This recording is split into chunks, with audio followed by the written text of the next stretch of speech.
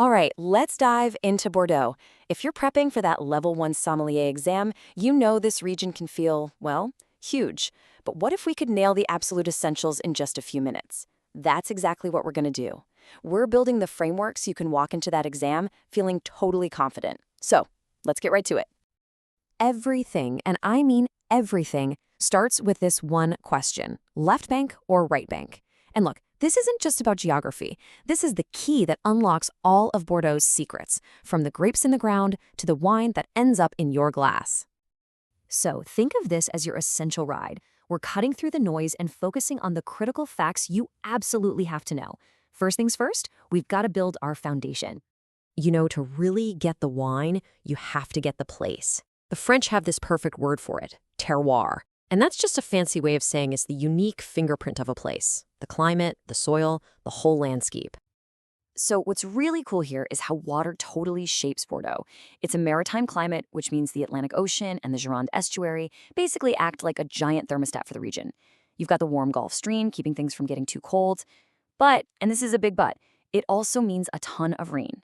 That's why every single year, every vintage is so different. And it's why growers are constantly on edge about things like frost and hail. In this slide right here, this is probably the most important thing you need to understand for your exam. The soil determines everything. Just look at that top line, gravel. It's found on the left bank, and it's perfect for Cabernet Sauvignon because it holds heat and drains really well. Now check out the next two, clay and limestone. You find those on the right bank. They stay cooler, they hold more water, and that's exactly what Merlot needs to thrive. This difference in soil is the whole reason we even talk about a left bank/right bank split. Okay, so now let's talk about the grapes themselves. You know, unlike a lot of famous wine regions that are all about one single grape, Bordeaux is all about the blend. It's like a chef using a bunch of different ingredients to create one perfect, balanced dish. And here are the two kings of that blend. On the left, you've got Cabernet Sauvignon. This grape brings the structure, the powerful tannins, those classic blackcurrant notes. It's the backbone that lets these wines age for decades. And on the right, you have Merlot. Merlot is all about that soft, fleshy body and juicy plum fruit. It kind of rounds everything out and makes the wine delicious right off the bat. And see how their dominant banks tie right back to those soils we just talked about? It all connects. But it's not just a two-grape show. Think of these as the amazing supporting cast. For the reds, Cabernet Franc adds these beautiful floral and spicy aromatics. Petit Verdot is like adding a dash of paprika. You just need a little bit to add deep color and extra tannin. And for the whites, Sauvignon Blanc brings all that zesty, citrusy crispness, while Semillon gives the wine body and weight, and it is absolutely crucial for the region's incredible sweet wines. So, we have the climate, we have the soil, and we have the grapes. Let's put it all together on a map and tell this story of two very different territories, split right down the middle by the Gironde estuary. First, let's talk about the left bank. This is Cabernet country, all thanks to those deep gravel soils. The most important area here is the Médoc, and inside the Médoc, there are 4 powerhouse villages or communes that you have to know. Let's get the pronunciation right, because it's key. We've got Margaux, Saint-Julien, Pauillac, and Saint-Estèphe. These are home to some of the most famous, powerful, and long-lived red wines in the entire world. Now let's cross the river to the right bank. Over here, the clay and limestone soils make Merlot the absolute star. The wines from here are usually a bit softer, fruitier, and easier to drink when they're young. The two big names to lock in your memory are St-Émilion and Pomerol.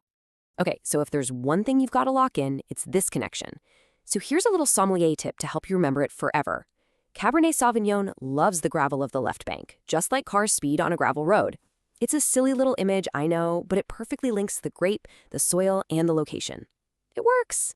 We've covered the land. Now let's get into the human side of things.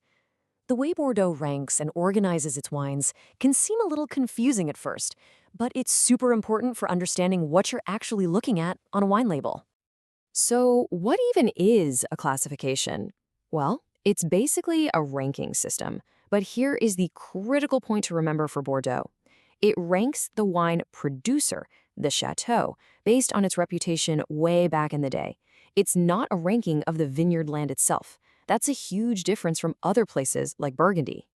The most famous of all these rankings is the 1855 classification of the Médoc. It was created for the World's Fair in Paris, and it basically ranked the top chateaux into 5 tiers, or growths.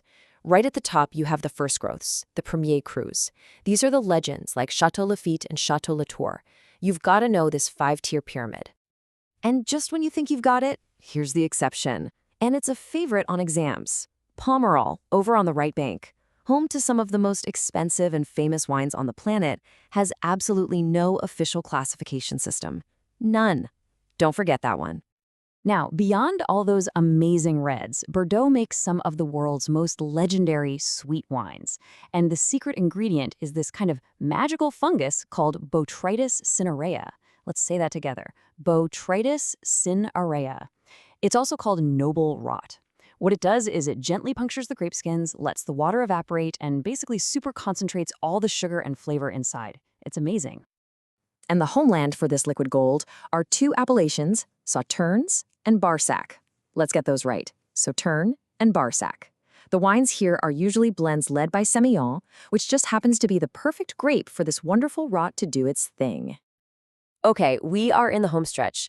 Let's just quickly touch on a few key terms about how the wine is actually made and sold, because these are very likely to pop up on your test. First up, the barrique. That's the traditional 225-liter oak barrel they use for aging the wine. Second, the négociant. This is a merchant, and they play a massive role in Bordeaux. They buy wine from all the different chateaux, then they age it and sell it under their own name. And third, En Primeur. This is a really unique futures system where people buy wine while it's still in the barrel, sometimes years before it's even bottled. Okay, deep breath. This is it. If you're cramming for the exam, this is the slide to burn into your brain. Let's run through it. 1. Left bank equals gravel, which equals Cabernet Sauvignon. 2. Right bank equals clay and limestone, which equals Merlot. 3. The big 1855 classification is for the Médoc, and remember, Pomerol has none. And 4. When you hear Sauternes and Barsac, think sweet wines made with that noble rot, Botrytis. Got it? And that leads us to one final thing to think about. That 1855 classification is still a huge deal in the wine world, but it was based on reputations from more than 150 years ago. So the big question is it still a perfect guide to quality today, or is it just an old, outdated snapshot in time? It's something to chew on as you keep studying. Good luck with that exam.